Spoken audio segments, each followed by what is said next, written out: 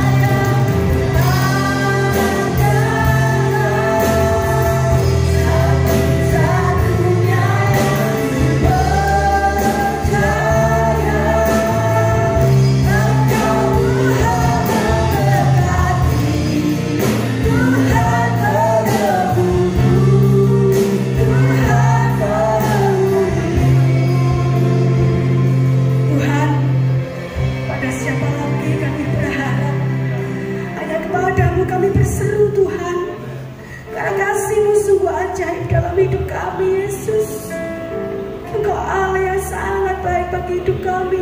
Engkau memulihkan hati kami, Tuhan. Terima kasih, Yesus. Engkau buang hati kami yang penuh dengan akar pahit.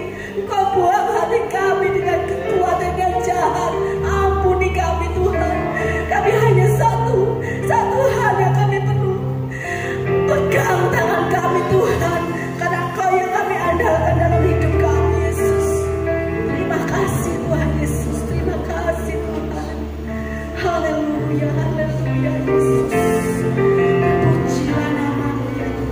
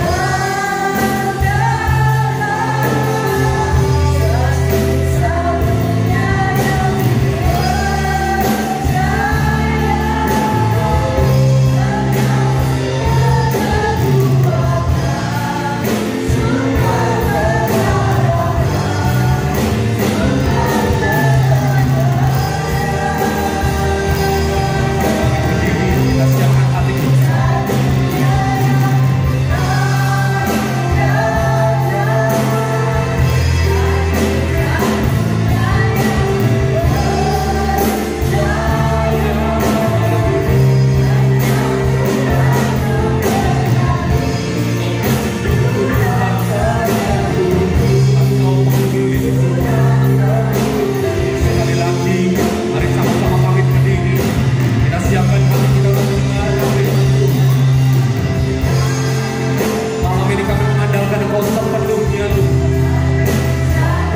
Tidak sedikit pun ada keraguan dalam hati kami. Engkau satu-satunya. Ya Tuhan,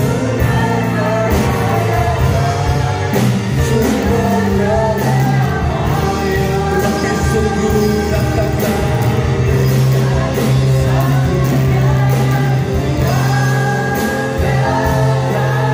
satu-satunya yang kami percaya.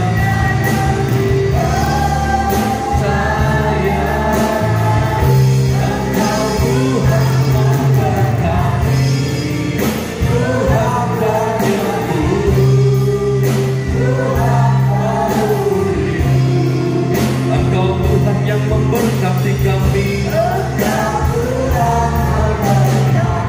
Ya amin.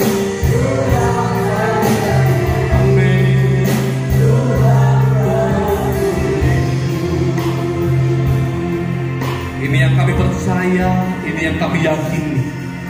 Kami tidak pernah tahu apa yang akan terjadi di tahun ini Tuhan. Namun satu yang kami percaya, ketika kami mengandalkan Tuhan, percaya sepenuhnya kepadamu, menaruhkan hidup kami dalam hadirat Tuhan, melibatkan Tuhan senantiasa dalam kehidupan kami, maka tahun ini pasti akan menjadi tahun kemenangan buat kami. Langit dan bumi boleh bergoncang, bahkan boleh runtuh, tapi satu yang pasti, ketika Tuhan di pihak kami pasti menang, penuh kemuliaan Tuhan. Terima kasih Tuhan, terima kasih. Malam ini kami juga bersyukur kami boleh ada dalam hadirat Tuhan. Kami boleh menyembah-Mu, meninggikan, memuliakan nama-Mu ya Allah. Terima kasih. Dan tiba saatnya kami rindu mendengar suara-Mu Bapa. Mari berbicaralah untuk masing-masing kami. Sampaikan hati-Mu supaya kami mengerti apa yang harus kami lakukan di tahun ini. Dan sungguh hidup kami menjadi alat kemuliaan Tuhan, memenuhi panggilan-Mu dalam hidup kami. Tuhan terima kasih. Urapi hamba-Mu, urapi materi firman yang dipersiapkan, urapi kami semua. Ambil alih waktu ini, nyatakan Roh-Mu Tuhan, nyatakan kasih dan kuasa-Mu. Kami siap untuk mendengar, kami siap untuk diberkati di dalam nama Tuhan Yesus Kristus. Haleluya, amin. Ya Tuhan tidak akan pernah habis, tetapi setiap hari akan terus bertambah-tambah sampai menjadi melimpah dalam kehidupan kita. Ya puji Tuhan, saya mengucap syukur kepada Tuhan Yesus. Di tahun yang baru kita masih bisa ada di tempat ini, kita boleh bersuka-cita beribadah bersama-sama. Sungguh itu karena Tuhan. Terima kasih juga untuk Bapak Gembala yang terus memberikan kesempatan kepada saya melayani, membagikan berkat firman Tuhan buat Bapak Ibu semua. Dan saya selalu mempersiapkan yang terbaik ketika mau melayani pekerjaan Tuhan, termasuk ketika ada di tempat ini. Harapan saya bukan sekedar informasi yang dibagikan, tapi sungguh-sungguh ada impartasi roh yang Bapak Ibu terima dari Tuhan Yesus, sehingga tahun ini menjadi tahun yang penuh kemenangan. Ya puji Tuhan. Dan untuk memasuki firman Tuhan, bilang dulu kanan kiri selamat tahun baru ya. Tuhan berkati lebih lagi.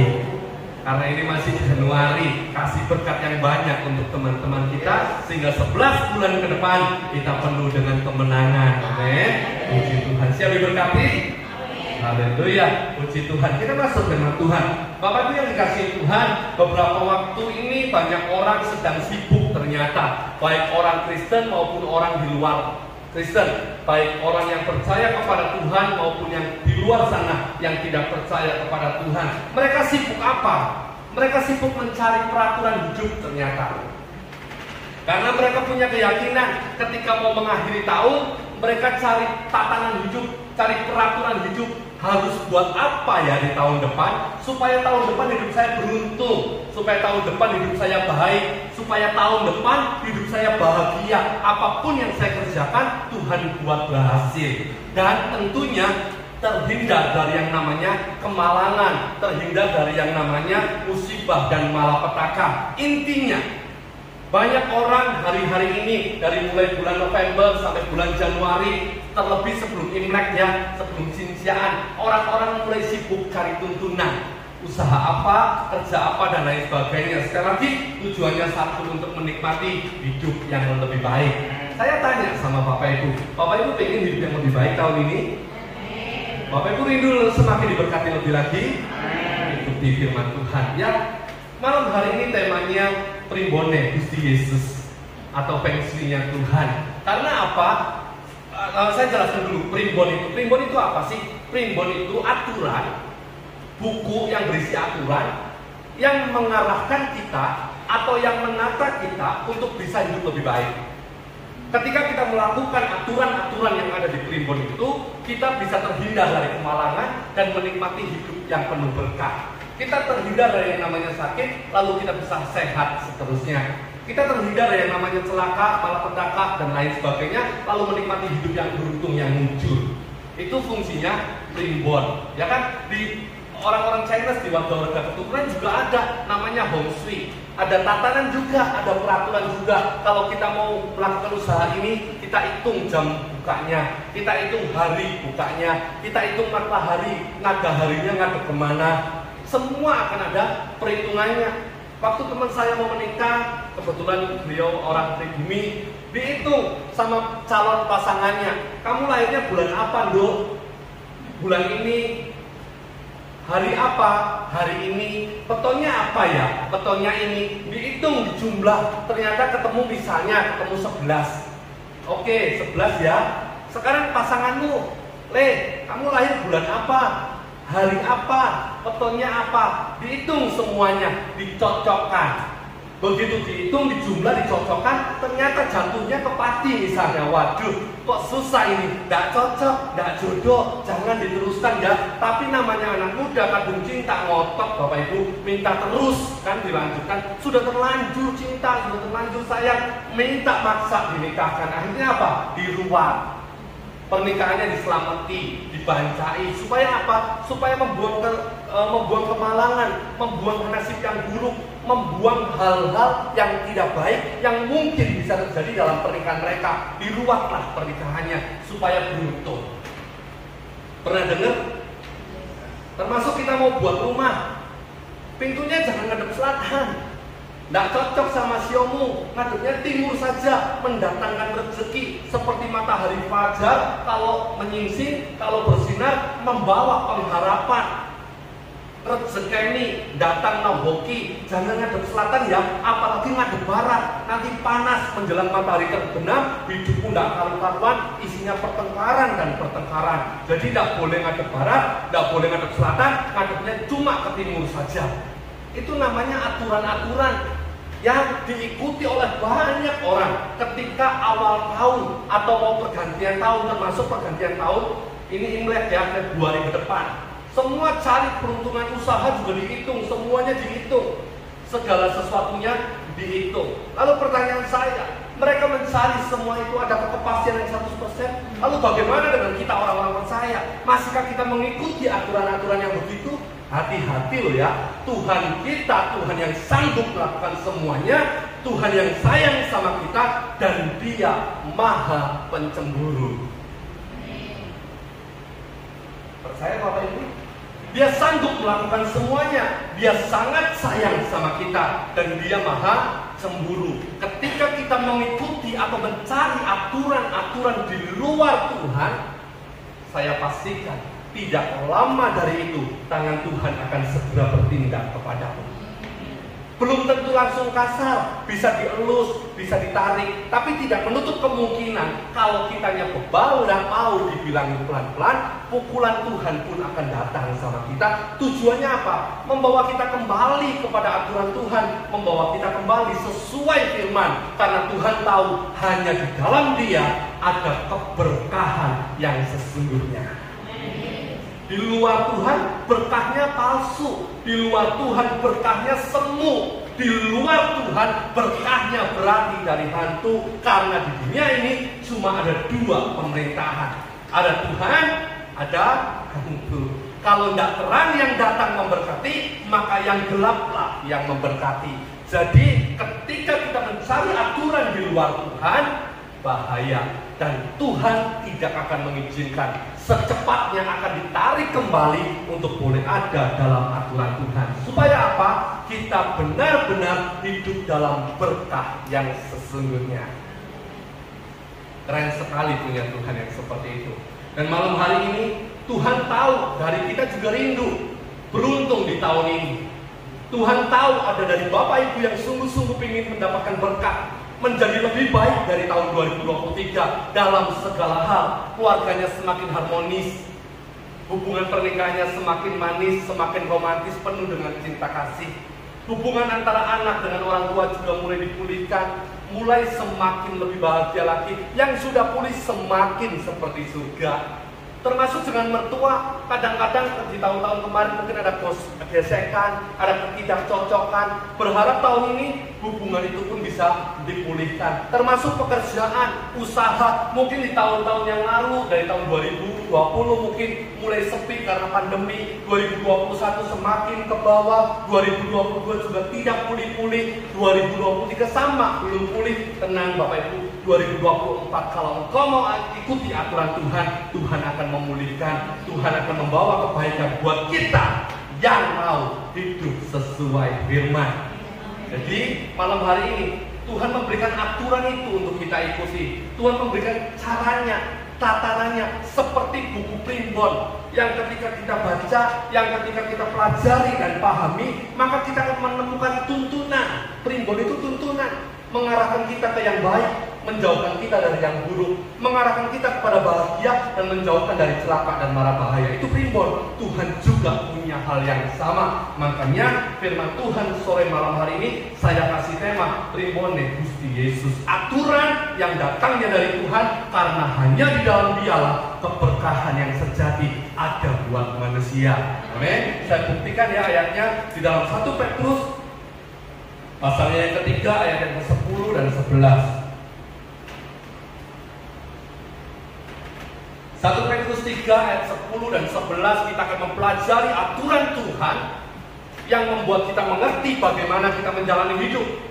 Dan setiap orang yang mendengar serta melakukannya pasti mengalami kuasa Tuhan, akan terhindar dari yang buruk dan mendapatkan segala yang baik.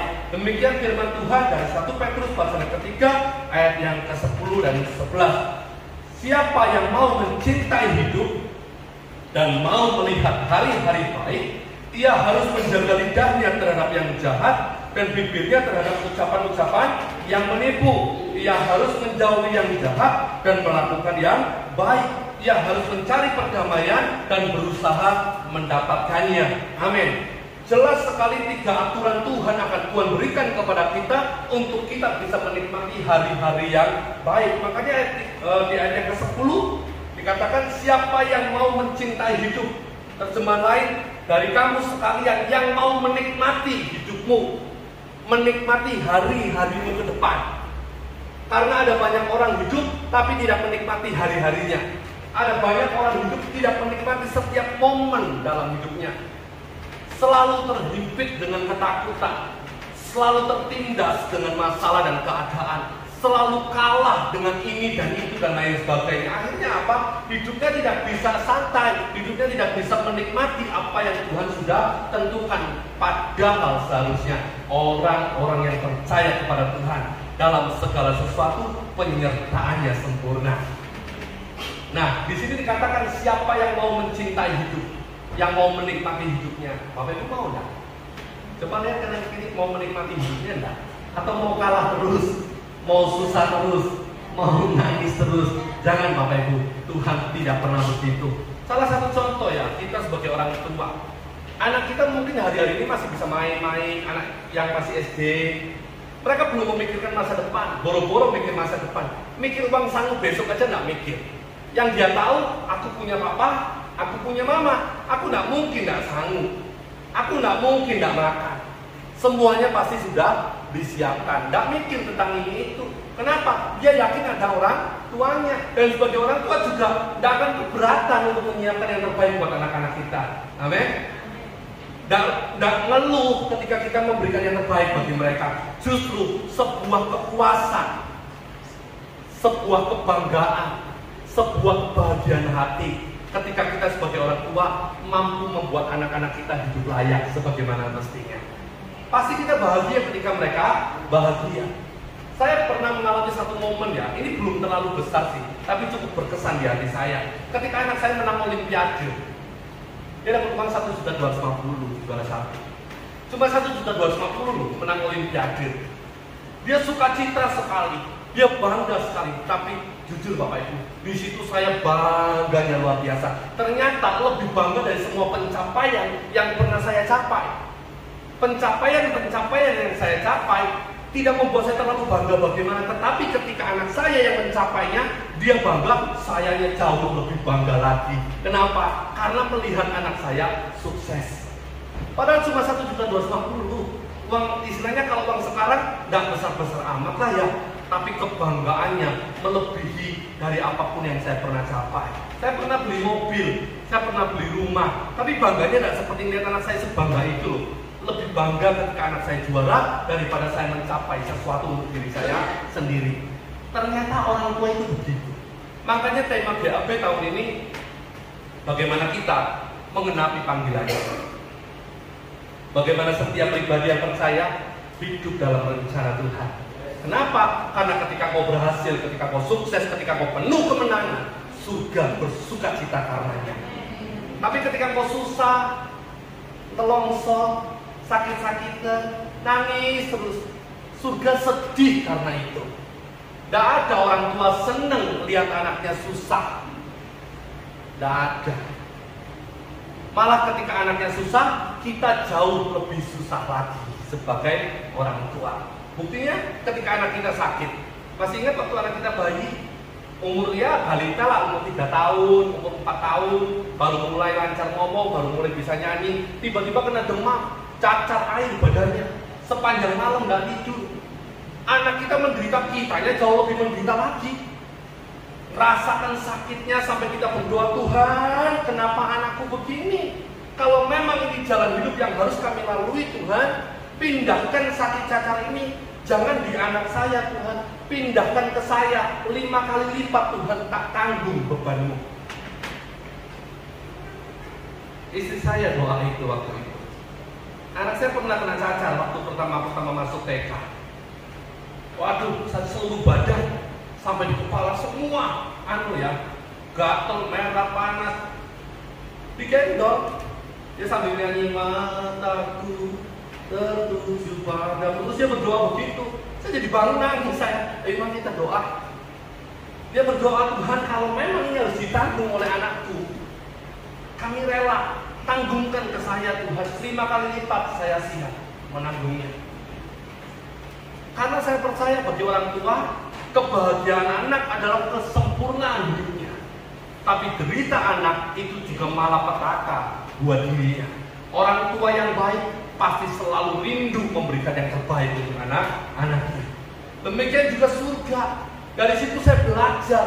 Ternyata saya malu ya sama Tuhan. Kenapa saya seringkali kurang percaya? Padahal saya sendiri orang tua, saya sendiri punya anak, saya sendiri mengalami cinta untuk anak saya. Saya tahu totalitasnya untuk anak saya. Saya ngerti betapa sayangnya saya untuk anak saya. Tapi kenapa saya gak sepercaya itu ya sama Tuhan? Bukankah harusnya ketika saya bisa sayang itu sama anak saya, berarti segitu juga Tuhan sayang sama saya? Bahkan jauh lebih besar kasih sayang Tuhan untuk kita daripada kita untuk anak-anak kita. Setuju gak Bapak Ibu? Bisa paham kan? Analoginya bisa paham ya? Kalau kita saja orang tua yang terbatas, orang tua yang masih bisa lemah, masih bisa sakit, masih bisa ketiduran, itu pun sayang banget sama anak kita. Apalagi Tuhan, pasti dia jauh lebih sayang sama kita daripada kita menyayangi anak-anak kita. Lalu kenapa kau masih khawatir? Lalu kenapa kau masih belum sungguh-sungguh ikut Tuhan? Lalu kenapa masih banyak perhitungan ini dan itu? Coba totalitas sama Tuhan, kau akan mengalami kemuliaan yang lebih lagi. Dan ikuti aturan Tuhan, hidupmu beruntung. Karena malam hari ini Tuhan memberikan satu aturan yang sangat jelas untuk kita menikmati kemuliaannya tahun 2024 dan tahun-tahun berikutnya.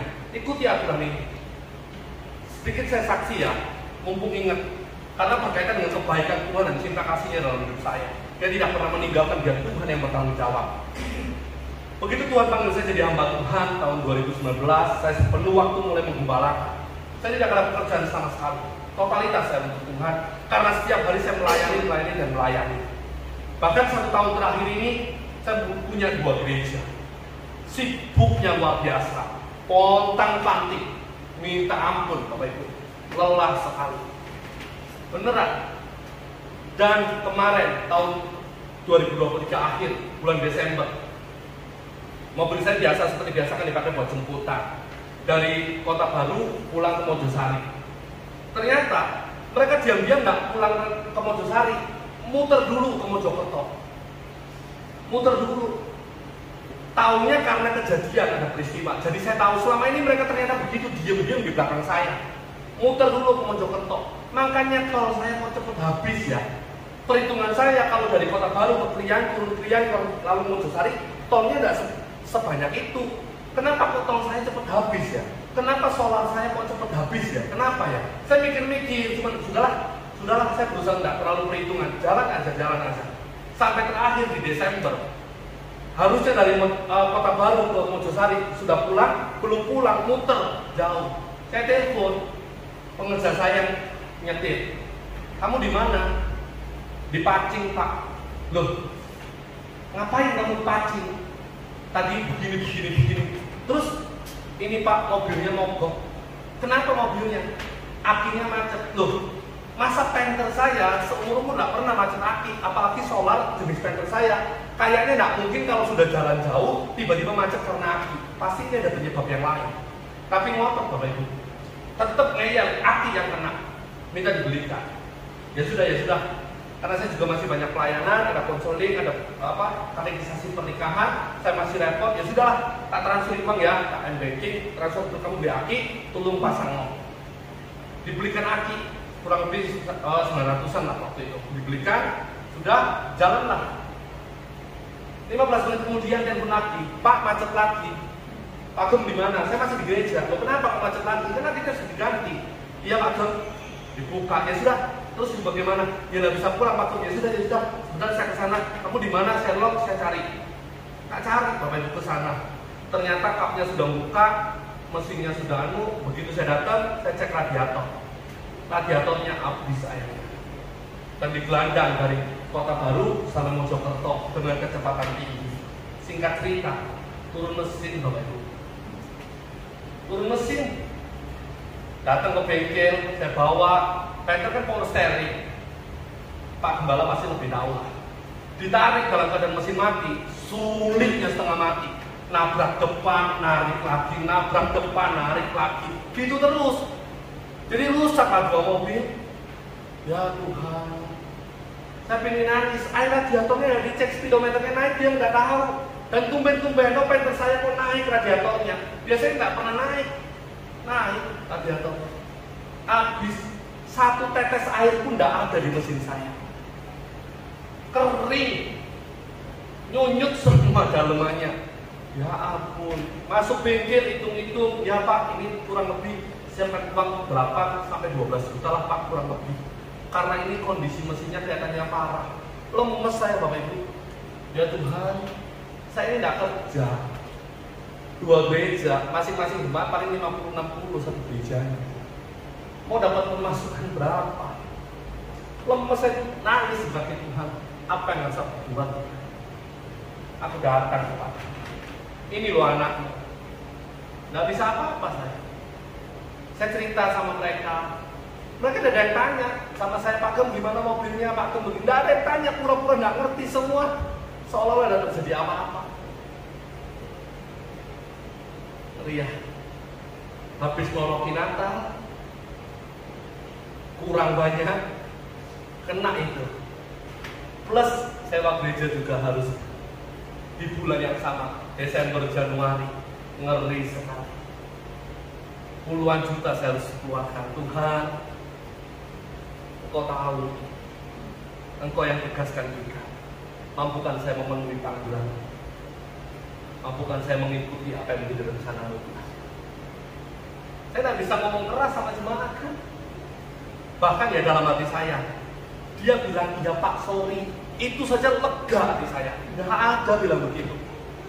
Malah ketika saya diam, ketika saya mikir, ketika saya berdoa gitu ya Tuhan, kok gini ya? Dia tiba-tiba datang sama saya ngomong gini, Pak, ini kan bukan salah saya kan cuma nyetirkan. Ya ampun, untung saya sudah bertobat. Coba belum, ayo berantem yuk sama saya. Kamu nggak ngerti ini 10 juta nih uang dari mana? Ya kan, anak saya minta handphone aja saya tunda-tunda. Saya masih ada cicilan ini dan itu. Kamu tiba-tiba ngomong gitu saja. Lebih baik kamu nggak usah ngomong kayak gitu, sudah kamu diem, saya itu sudah tenang. Kamu nggak minta maaf, malah ngomong pakem, ini kan bukan salah saya kan cuma nyetirkan. Ya kalau gitu berarti semua alat-alat di gereja cuma pakai, nggak berhak merawat. Pengerja di tempat ini saya pesen ya, memang ini punya, seolah-olah punya Pak Gembala. Ini bukan punyanya Pak Gembala. Semua yang ada di ruangan ini punya Tuhan. Tolong semua yang pakai tanggung jawab setelah pakai. Jangan mentang-mentang gerejanya punya uang, misalnya jangan mentang-mentang kita punya donatur, terus salah, mau listrik nyala, mau AC nyala, mau musik udah mati, terserah nanti rusak ya beli lagi. Jangan begitu. Memiliki tanggung jawab yuk. Ini punya Tuhan, dirawat sama-sama kan? Ya, Bapak Ibu di tempat ini, tolong air di kamar mandi kalau meluber, tolong matikan. Miliki hati yang memiliki gitu loh. Tisu kalau tahu dibawa ambil, buangkan. Loh Pak, bukan saya, iya, tapi upahmu besar ketika kau tahu melakukan itu. Ayo punya kepedulian yuk sama gereja. Sadari bahwa ini bukan rumahnya Pak Gembala. Lah enak gembala nih, dah enak Bapak Ibu. Kalau engkau punya jasa sama gembala, engkau nyapukan di rumahnya Pak Gembala, itu engkau melayani Pak Gembala. Kalau rumahnya Pak Gembala kotor, engkau nyapukan rumahnya Pak Gembala, itu baru melayani Pak Gembala. Tapi kalau engkau nyapu gereja, engkau bukan melayani Pak Gembala, engkau melayani Tuhan yang ada di tempat ini. Amin. Rubah ya paradigmanya ya. Jangan seperti jemaat saya. Tapi agak terhibur tadi Pak Gembala datang sama saya, gendutmu katanya, oh berarti masih oke lah. Lumayan menghibur ternyata. Kenapa susah pikiran saya kan? Coba. Akhirnya apa? Ya sudah wes, bayar tunai, transfer supaya apa? Supaya nggak lihat uangnya. Saya cuma ngomong Tuhan, ini cuma tentang angka. Karena kalau saya suruh bayar uang, kelihatan 10 juta, eman Bapak Ibu. Loh, terus terang, pendeta juga manusia ya Pak ya. Mengeluarkan sesuatu yang tidak lapor sama saya, mengeluarkan sesuatu yang jelas-jelas dia salah, mengeluarkan sesuatu tanpa kata maaf. Malah ngomong, loh Pak, ini kan bukan punya saya kan cuma make. Lah tanggung jawabmu di mana?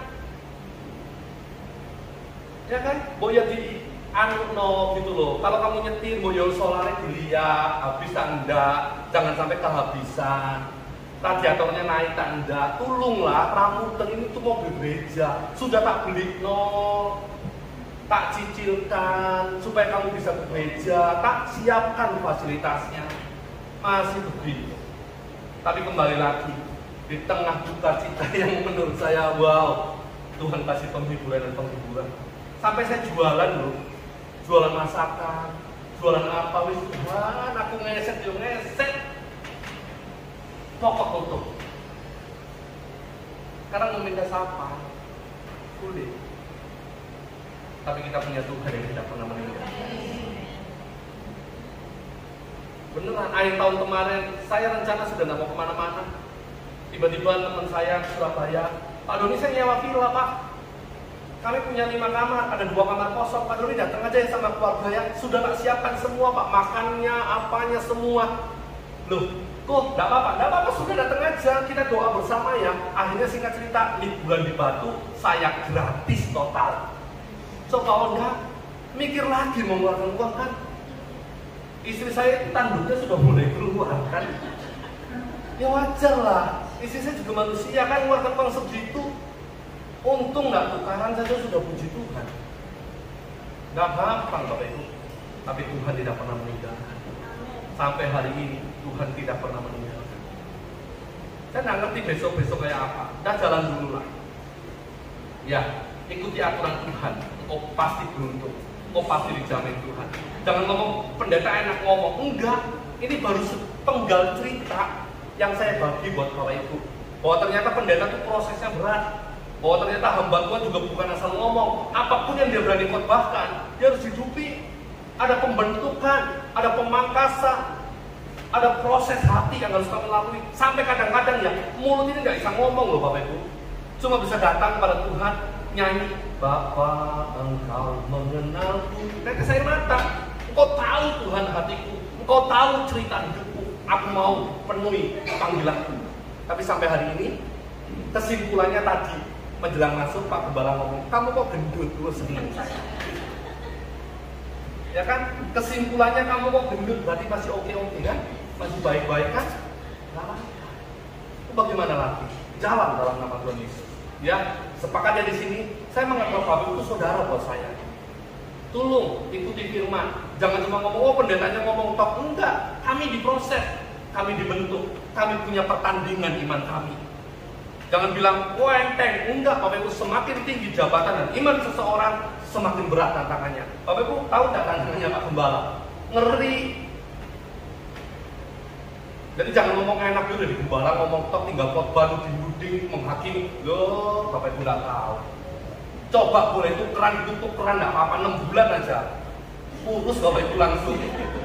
Ibu-ibu yang mau diet, nggak usah jauh-jauh. Minta WL aja sebulan sekali, kurus. Baru ngomong shalom, jemaat lihat kita ngedek kan, kurus nanti lama-lama. Ya, ayo ikuti aturan Tuhan. Yang mau mencintai hidup dan menikmati hari-hari yang baik, yang mau beruntung tahun ini, yang mau senang, yang mau dipulihkan, yang mau diberkati Tuhan, ikuti firman malam hari ini, amin. Ikuti ya, ada 3 aturannya. Yang pertama, ayat 10 bagian B, ia harus menjaga lidahnya terhadap yang jahat dan bibirnya terhadap ucapan-ucapan yang menipu. Aturan yang pertama untuk kita berhasil dan beruntung diberkati, jaga perkataan. Bilang sama-sama, jaga perkataan. Ngomong kanan kiri, hati-hati kalau ngomong. Percaya enggak Bapak Ibu? Lidah kita ini kecil, ada di tempat yang tersembunyi. Tapi kalau kita tidak hati-hati waktu ngomong, kuasa kita dalam perkataan itu bisa menciptakan sesuatu. Orang yang percaya, orang yang berdoa, orang yang menyembah Tuhan, perkataannya punya kuasa dan urapan. Hati-hati dengan perkataan kita. Amsal mencatat hidup dan mati. Coba, hidup dan mati, tidak nanggung-nanggung. Sudah mentok, hidup atau mati ditentukan oleh lidah. Siapa suka menggemakannya, kata Amsal tadi, akan memakan buahnya. Jadi waktu kita asal ngomong, waktu kita asal menyampaikan sesuatu, bisa terjadi sesuai dengan apa yang kita katakan. Hati-hati waktu ngomong. Loh Pak, tapi itu benar. Iya benar. Tapi ingat, realita tidak pernah lebih daripada kuasa firman sendiri. Kenyataanmu masih sangat bisa berubah ketika firman bekerja di dalamnya. Amin enggak Bapak Ibu? Percaya enggak Tuhan sanggup mengubahkan keadaan? Firman Tuhan selalu di atas realita. Bahkan firman Tuhan mampu menciptakan realita yang baru bagi hidupmu yang percaya. Lazarus realitanya sudah mati. Berapa hari? Berapa hari Lazarus mati? 4 hari. Bangkit, hidup, berkemenangan. Yunus realitanya di dalam perut ikan, tenggelam saja di kolam renang, mati. Ini tenggelamnya di laut, di dalamnya perut ikan, dibawa ke yang paling dasar, ujung lautan. Bisa keluar, bisa hidup, dipakai Tuhan, satu bangsa bertobat. Firman Tuhan bukan cuma di atas realita. Firman Tuhan mampu menciptakan realita. Untuk itu, hati-hati kalau ngomong. Sekalipun omonganmu itu kenyataan, tapi kalau tidak baik, tidak usah ngomong. Amin. Anak kita nakal, memang nakal, realitanya nakal. Tapi jangan dasar kamu anak nakal. Enggak. Anakku baik, anakku pintar. Kamu diberkati Tuhan ya nak. Yang nurut dia sama mama, yang nurut dia sama papa, dalam nama Tuhan Yesus. Kuasa firman yang digemakan berulang kali mampu membuat kehidupan bagi yang percaya. Usahamu sepi, dalam nama Yesus ada jalan keluar. Dalam nama Yesus Tuhan memberkati. Aku percaya Ada pembeda antara yang sungguh-sungguh dengan Tuhan dengan yang tidak sungguh-sungguh. Deklarasikan dalam nama Yesus. Perkatakan hal-hal yang benar. Perkatakan firman Tuhan. Engkau cepat atau lambat, benih firman itu akan tumbuh dan berbuah. Ketika saya menghadapi seperti itu, saya bilang, saya percaya Tuhan. Tuhan pasti berkati saya. Saya percaya Tuhan pasti tolong saya. Saya tahu ini diizinkan supaya saya melihat Tuhan seperti Daud waktu ada Goliat di depannya. Bukan tentang hebatnya Daud, bukan tentang tajamnya batu umban, bukan tentang yang lengahnya Goliat, bukan, tapi tentang penyertaan Tuhan buat yang percaya beroleh kemenangan. Saya bangun iman saya bangun kepercayaan saya kepada Tuhan. Saya nyanyi satu-satunya yang saya melihat Tuhan tolong saya. 10 juta bukan uang yang kecil. Baru kemarin saya nutup Natal, kontrakan juga belum selesai. Sekarang saya dipaksa keluar uang lagi. Tapi saya percaya dalam semua hal Tuhan sumber berkat saya. Sampai jualan sop merah, kirim ke Lamongan. Supaya ngirit apa? Naik sepeda motor Bapak Ibu. Supaya ngirit. Tak berani wis. Supaya ngirit, melakukan. Tapi saya tidak pernah ngomong sama jemaat saya. Saya ngomong di sini karena mereka tidak dengar kan. Yang mereka tahu enak, gembalanya tanggung jawab, semua dicukupi, semuanya ada. Kadang-kadang anak itu begitu. Saya punya cerita nih, singkat ya. Berapa waktu yang lalu saya pergi ke Dufan, Jakarta, naik pesawat Bapak Ibu. Karena anak saya mulai besar, mulai SMP, mulai ngerti gengsi kan. Dia belum pernah naik pesawat. Ya sudah, yuk naik pesawat, yuk kita liburan di Jakarta 4 hari 3 malam. Tak naik ke pesawat Bapak Ibu, pulang pergi. Di sana saya sewakan hotel. Saya masuk Dufan, tiketnya satu orang sudah ratusan ribu. Satu orang loh ya. Kami berlima, anak saya 3 kan, saya istri sama 3 anak, 5 orang. Tiketnya sudah juta bunyinya. Belum anak saya yang laki, makannya banyak. Satu porsi itu 35 sampai 45 ribu di Dufan. Makannya tidak cukup 1 porsi, 2 porsi. Gitu masih lihat saya dengan harapan, Pak tambah ya Pak. Dalam hati saya, ya ampun Nyo, kamu sudah 2 porsi masih mau tambah. Lah porsinya semangkok kecil, lah buat dia ya kurang lah. Yang lihat saya tahu kenapa dia lihat saya, mau tambah kan kurang. Sudah tak penuhi semua, mainan semua penuh, tiket semua ada, pesawat ada, semua ada. Dan dia mulai kecapean, mulai batuk, hujan mulai turun. Tiba-tiba minta es krim yang harganya cuma 15 ribuan. Saya bilang, nak, besok kita mau pulang. Es krimnya di Mojosari saja ya. Nanti kamu sakit, papa repot. Kita di kotanya orang, nak. Cuma gara-gara 15 ribu kan saya bilang besok. Semalam nggak ngomong sama saya, papa jahat. Ya Tuhan, kamu tuh naik pesawat pulang pergi, kamu naik masuk di Dufan, lihat SeaWorld dan lain sebagainya, itu juta nak bunyinya. Kamu hotel di sana semua tak bayari, cuma gara-gara 15 ribu. Itu pun karena dia lemah dan batuk. Besoknya mau pulang, saya bilang di Mojosari saja ya, es krimnya. Ngomongnya apa? Papa jahat. Coba. Kadang-kadang kita begitu kan sama Tuhan. Kadang-kadang kita juga begitu sama gembala. Ini tidak ada pesan sponsor loh, enggak. Tadi Pak Bundan cuma bilang saya itu gemuk, tidak ada pesan lainnya. Tidak ada pesan yang lainnya. Beliau cuma bilang, kamu kok gemuk, jangan makan malam-malam. Ya Pak, thank you. Tapi itu juga membuat saya bersuka cita. Aku masih aman berarti. Belum ngenes, belum makan hati. Ya, Pak, Bu, semua kau yang ada di tempat ini, tolong kerjasamalah sama Pak Gembala. Kerjakan panggilanmu, kerjakan pelayanan Tuhan yang di tempat ini. Setialah, bantu beliau. Jangan biarkan jalan sendiri. Topan, beliau bisa tersenyum luarnya, dalamnya kau udah tahu kayak apa.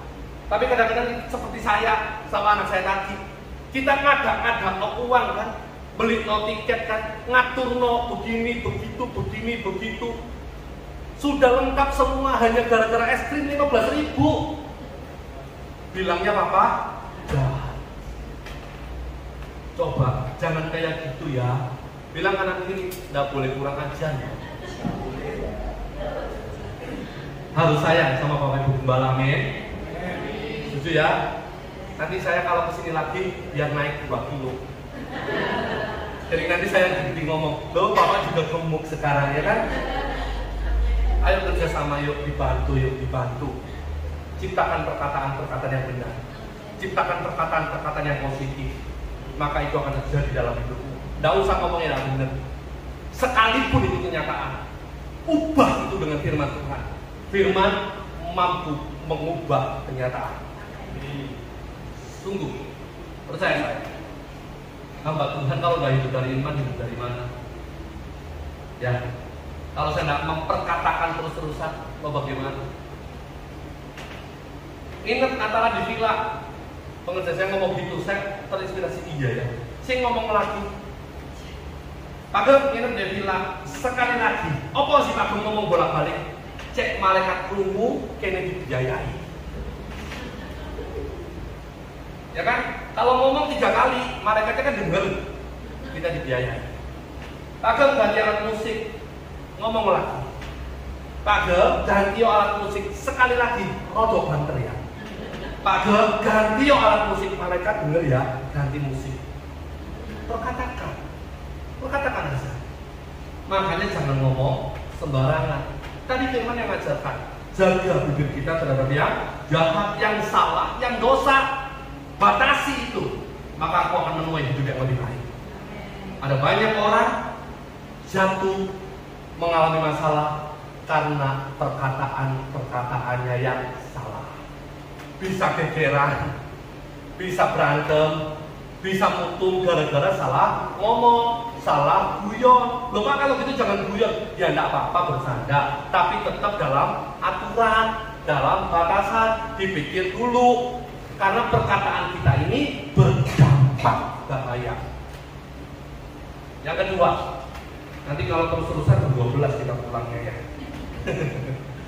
1 Petrus pasal 3 ayat yang ke-11. Yang pertama, jaga perkataan, penting sekali. Ada satu ayat yang saya mau bahas, lupa. Lewat perkataan kita dibenarkan. Lewat perkataan kita, lewat ucapan kita, Matius mencatat, kita bisa dihukum. Hati-hati waktu ngomong ya. Hati-hati waktu ngomong. Karena lewat perkataan kita bisa dibenarkan, diberkati.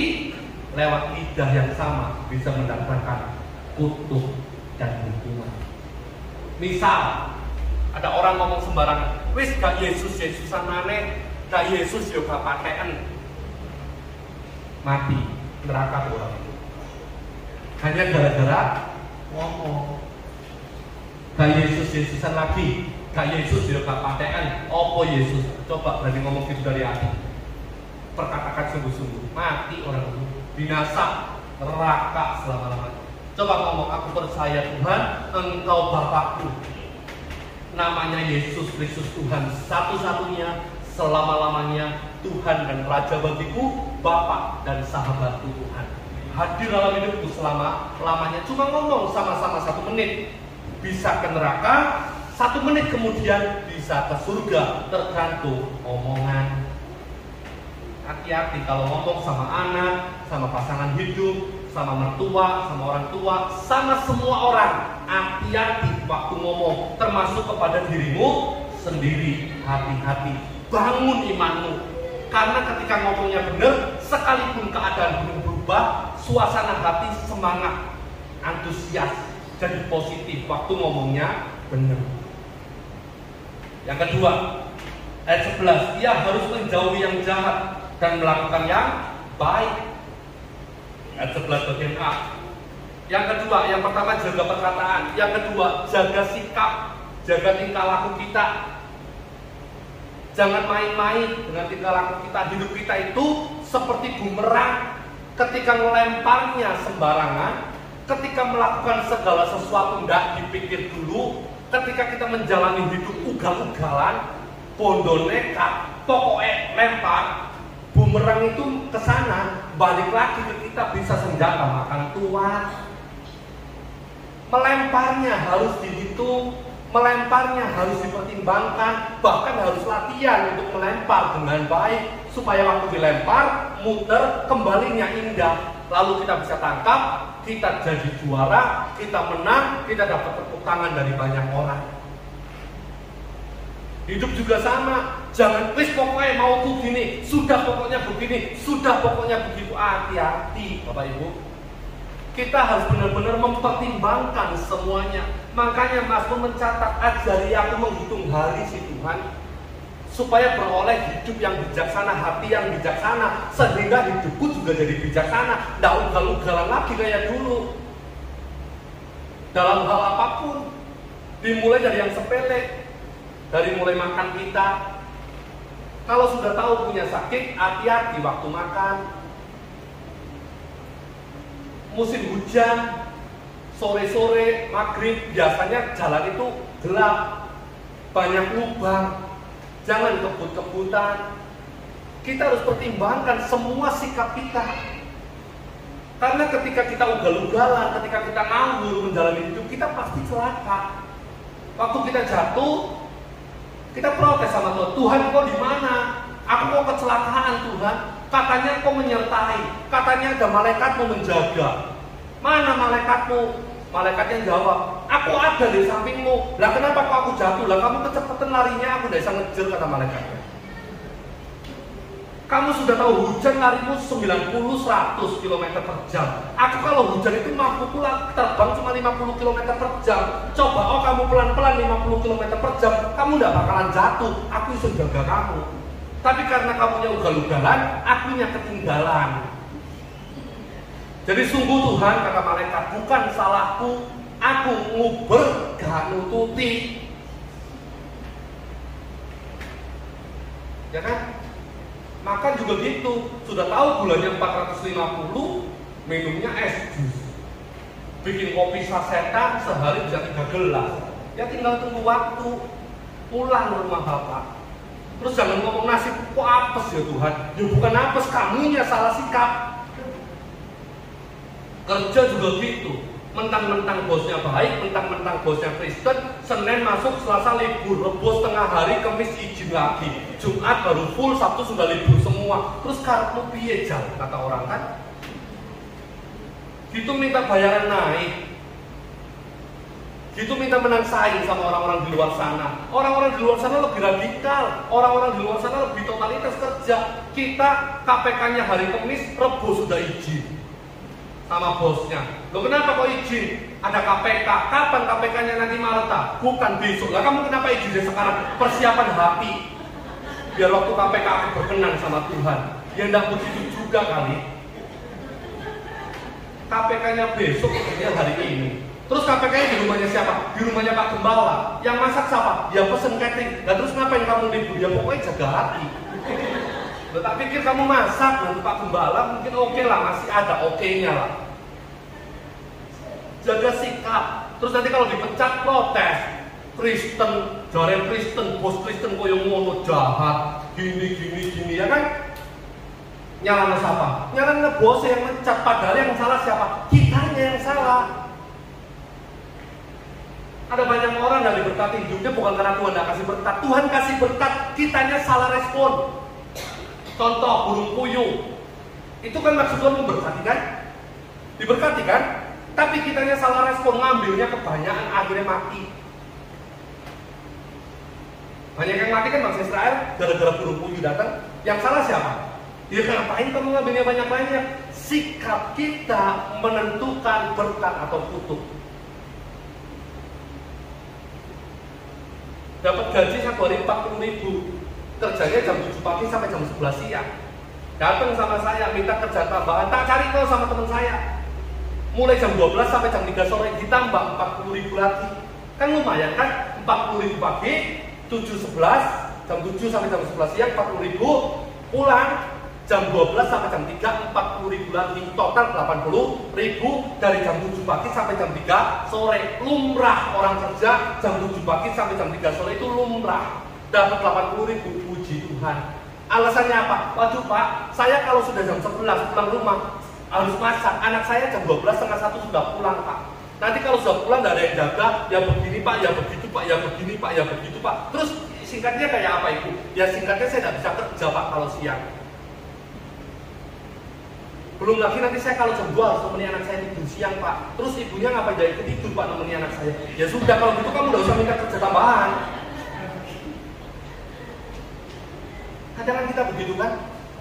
Salahkan sikap itu. Usaha juga gitu. Buka tutup, buka tutup, buka tutup. Lah karepe piye? Orang datang ke kita lah kok tutup, enggak jadi. Besok pas lagi tidak butuh, lah buka.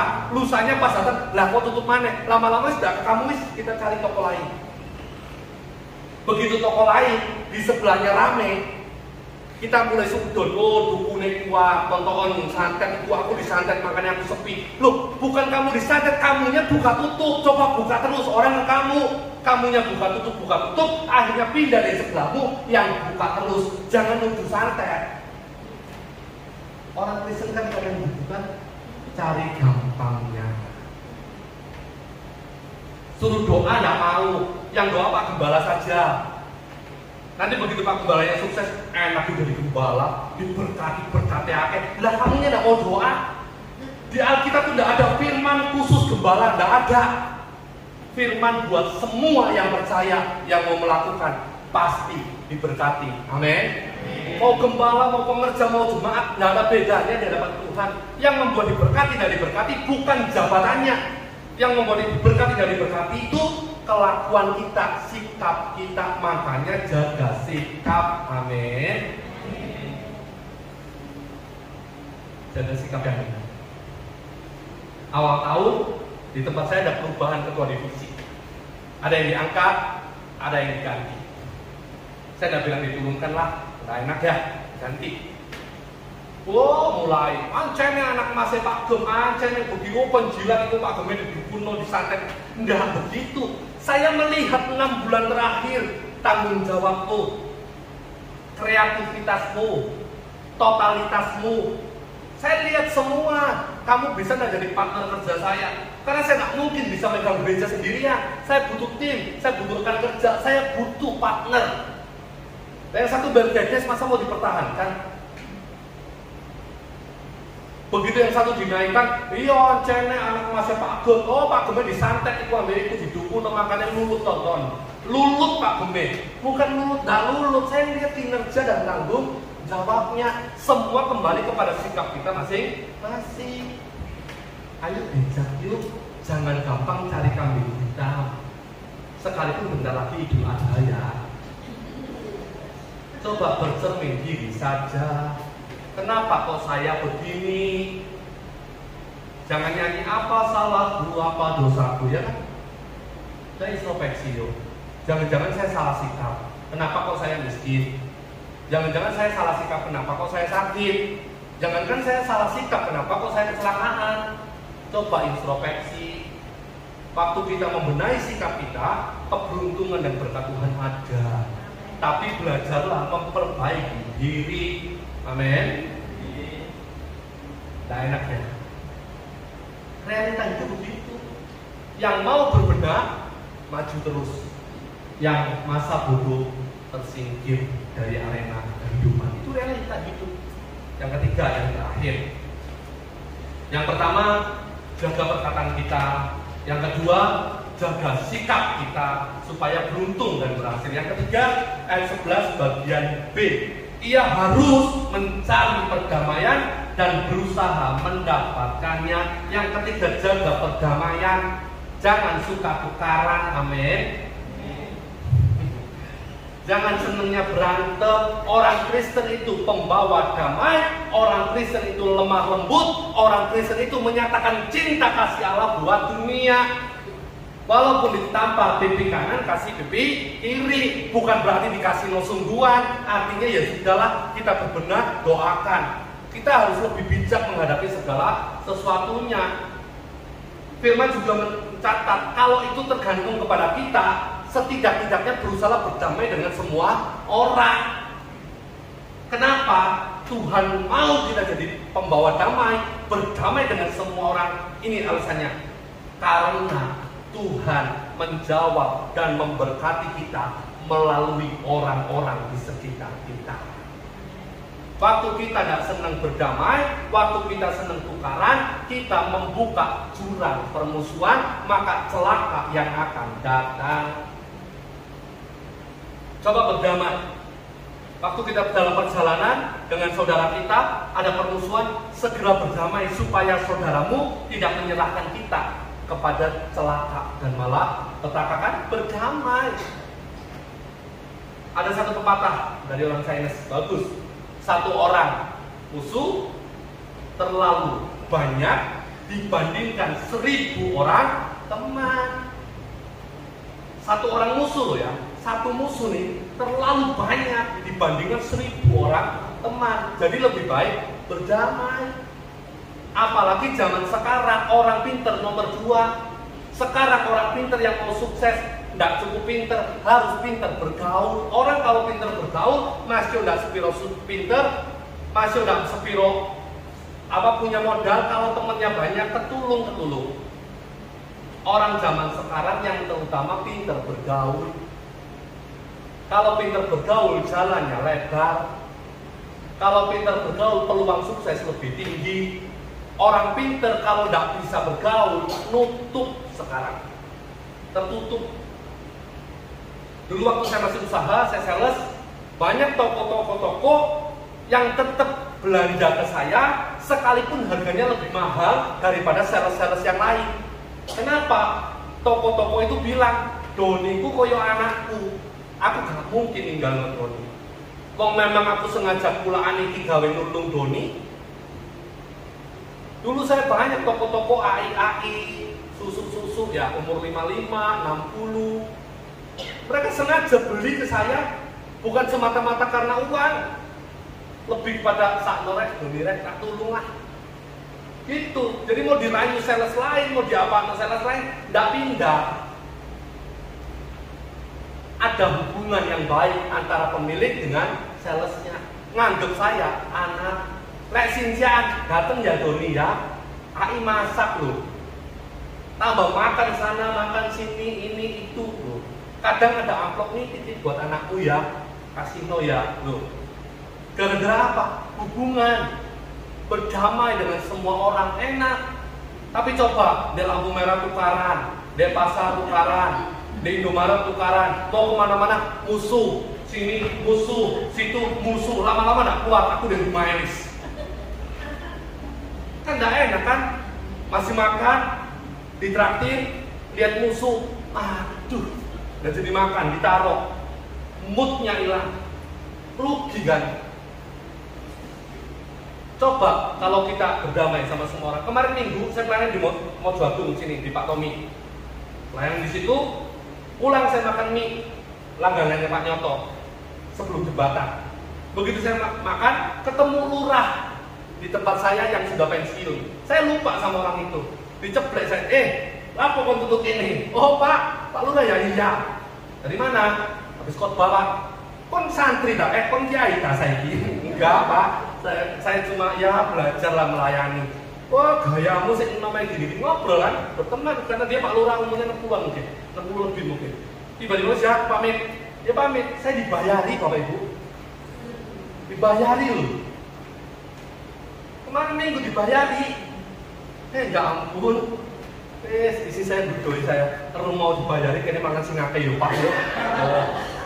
Dasar. Makanya 5 roti 2 ikan bisa lebih 12 bakul. Kenapa? Karena nggak ada perempuannya, nggak ada ibu-ibunya. Coba waktu itu ibu-ibu datang, nggak lebih 12 bakul.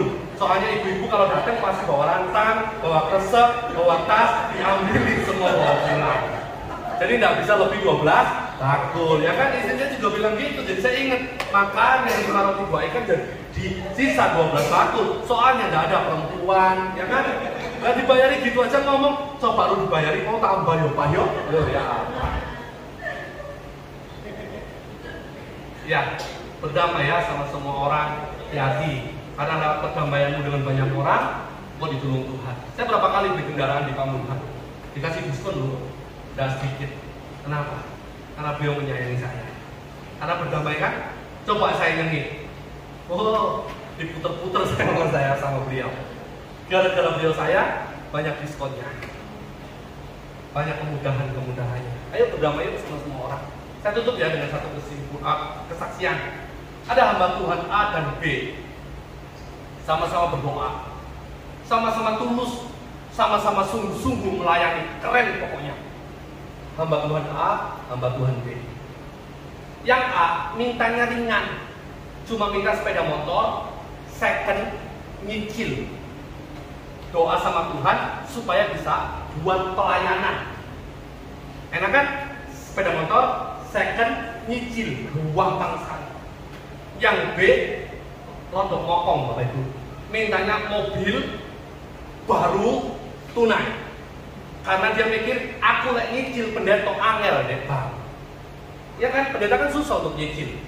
Aku minta tunai Tuhan, mobil ya, yang baru. Wih, ngeri. Singkat cerita, dua-duanya berdoa, sungguh-sungguh, pelayanan sungguh-sungguh, semuanya oke. Tiba-tiba, yang B dapat mobilnya, dikasih sesuai dengan doanya, mobil baru tunai. Yang A tidak dijawab sama Tuhan.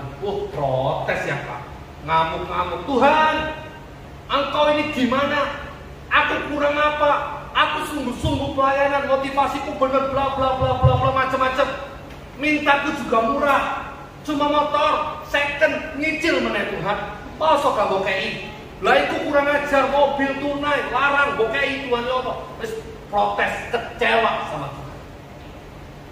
7 bulan 8 bulan berlalu, mulai reda emosinya. Setahun, aduh, Tuhan tanya, sudah, apa mana Tuhan? Apa mana sing kau jati lo?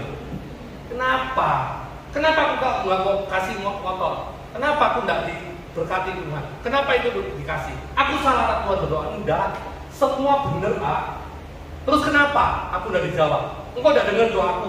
Dengar Terus gimana? Tuhan jawab, waktu hari pertama kamu berdoa, minta motor second nyicil, aku dengar.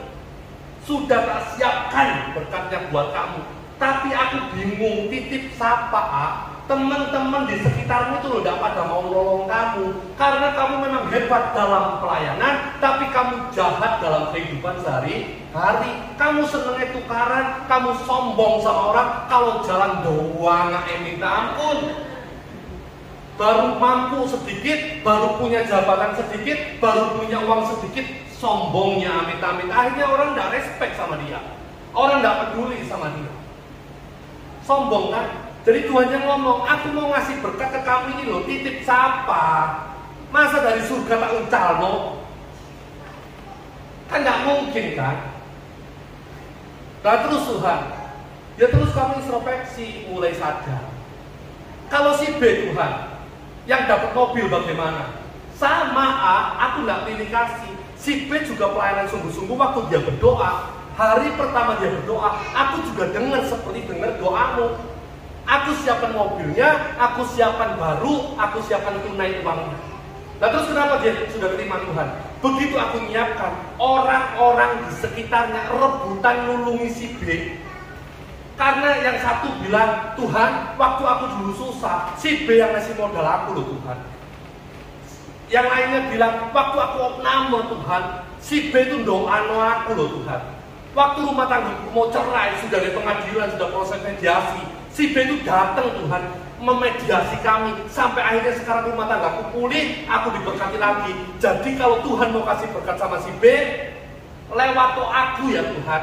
Kata teman-temannya si B itu gitu, nawari diri untuk nolong si B.